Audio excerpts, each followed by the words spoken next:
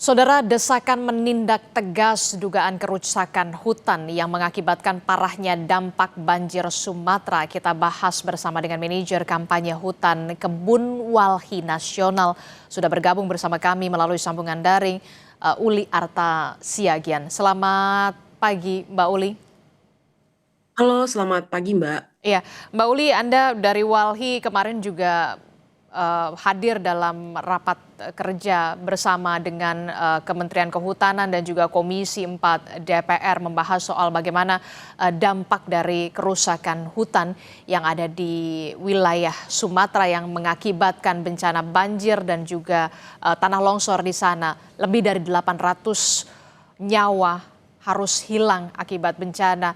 Apa poin krusial yang Walhi tangkap dari rapat kerja kemarin, Mbak Uli? Iya, yang pertama saya mau mengkoreksi dulu Mbak, Walhi tidak ikut langsung di dalam rapat itu, tapi kami memantau melalui TV Parlemen ya, yang secara live mempertontonkan gitu proses rapat yang terjadi kemarin. Mhm. Dan beberapa hal krusial kami mendapatkan catatan singkat hasil rapat kemarin ya, yang dikeluarkan oleh Kementerian Kehutanan. Ada 8 poin krusial menurut kami yang harus segera ditindaklanjutin, dan beberapanya itu menyangkut soal evaluasi terhadap perizinan yang ada di 3 provinsi itu secara khusus, dan Indonesia secara umum gitu ya.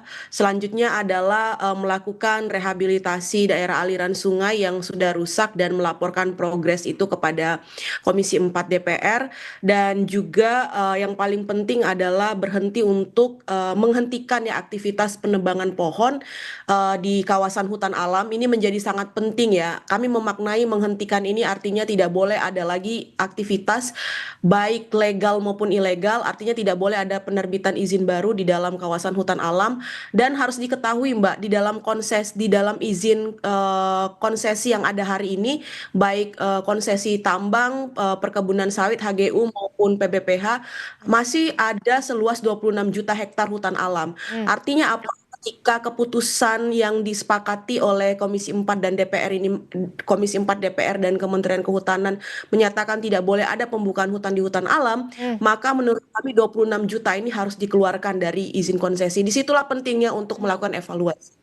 Harus ada evaluasi secara besar-besaran, masif dan juga komprehensif ya untuk bisa kembali eh, apa ya, bisa dikatakan kembali hutan ini bisa hadir lagi begitu setelah kemarin sudah dibabat habis begitu ya. Soal siapa yang harus bertanggung jawab terkait dengan kerusakan hutan ini hingga menyebabkan bencana ini? Anda sudah melihat juga jawaban dari Kementerian Kehutanan, dalam hal ini adalah Menteri Kehutanan Raja Juli Antoni kemarin. Bagaimana respon Wali? Ya, kami melihat gitu ya, ada pengakuan bahwa terjadi kelalaian dan ketidakmampuan untuk meminimalisir ya atau memitigasi bencana ini, dan kami berharap sebenarnya ini bukan hanya pengakuan begitu saja ya Mbak, tetapi diikuti dengan proses tadi mengevaluasi seluruh perizinan, lalu melakukan pencabutan, memproteksi hutan-hutan tersisa kita saat ini gitu. Dan saya juga membaca gitu bahwa akan ada pencabutan PBPH ya yang akan dilakukan oleh Kementerian Kehutanan. Tapi saya mau menggarisbawahi Mbak, Hmm. kewenangan Kementerian Kehutanan itu bukan hanya perizinan di sektor kehutanan ya atau PBPH ya, tetapi proses-proses pelepasan kawasan hutan yang selama ini dilakukan oleh kementerian, sebelumnya memang Kementerian Lingkungan Hidup dan Kehutanan gitu ya, tetapi kementerian yang memiliki kewenangan dalam konteks hutan itu juga harus ditinjau kembali. Karena apa Mbak? Karena banyak juga izin-izin Hmm. perusahaan yang sekarang beraktivitas itu didahului oleh proses pelepasan kawasan hutan, perubahan fungsi kawasan hutan. Hmm. Maka menurut kami tidak cukup hanya melakukan evaluasi dan pencabutan terhadap PBPH. Kementerian Kehutanan harus memakai kewenangannya untuk melakukan evaluasi terhadap proses-proses atau izin-izin pelepasan kawasan hutan yang sudah diterbitkan oleh kementerian ini. Termasuk juga soal desakan mundur dari DPR dan juga kepada Menteri Kehutanan. Anda melihatnya seperti apa? Perlukah Menteri Kehutanan Raja Juli Antoni mundur dari jabatannya? Iya, Kementerian Kehutanan ini kan satu institusional ya Mbak ya, dan kita harus melihat kerja-kerja ini juga basisnya adalah institusional Kementerian Kehutanan gitu.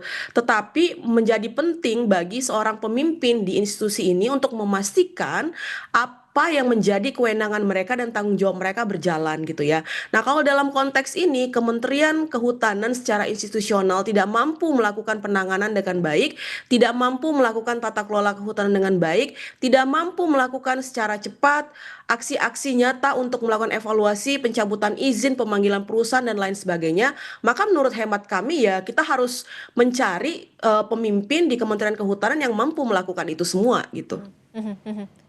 Sudah cukup cakapkah kemudian nama Raja Juli Antoni menurut Anda untuk mengatasi ini semua? Ya, justru itu yang harus diuji dari proses ini, Mbak, gitu. Jadi 1 tahun kementerian ini berjalan bekerja gitu ya, kita ngelihat belum ada progres yang cukup signifikan ya dalam konteks perlindungan kawasan hutan. Bahkan beberapa data teman-teman Auriga misalnya kemarin menyebutkan ya, per 2025 deforestasi di Sumatera itu meningkat dan deforestasi di seluruh Indonesia juga meningkat. Hmm. Nah, itu menunjukkan bahwa tidak maksimalnya kerja-kerja perlindungan yang dilakukan oleh Kementerian Kehutanan. Penegakan hukum juga dalam 1 tahun ini kita belum melihat ada perusahaan-perusahaan jahat, perusahaan-perusahaan yang melakukan kejahatan lingkungan itu dibawa ke pengadilan dan diputus bersalah gitu ya. Nah, itu juga bisa menjadi satu indikasi bahwa belum adanya kemaksimalan dalam kinerja Kementerian Kehutanan ini gitu. Dan kemudian ini adalah menjadi batu uji bagi mereka. Kalau kemudian pasca kejadian yang merenggut jutaan kehidupan ya rakyat kita gitu, bahkan harus ada ratusan orang yang meninggal, ratusan yang belum ditemukan gitu ya. Ini menjadi ujian. Kalau kemudian ujian ini tidak bisa dilewati dengan baik gitu ya, maka kita bisa sangat kecewa terhadap kinerja kementerian ini, institusional ini gitu ya, dan maka itulah disebutkan kita butuh gitu ya. Satu orang yang bisa memimpin kementerian ini dengan baik gitu. Justru ini diuji gini itu Mbak. Jadi statement yang bilang bahwa akan memanggil perusahaan, akan mengevaluasi seluruh perizinan dan lain sebagainya, itu kita tagih gitu.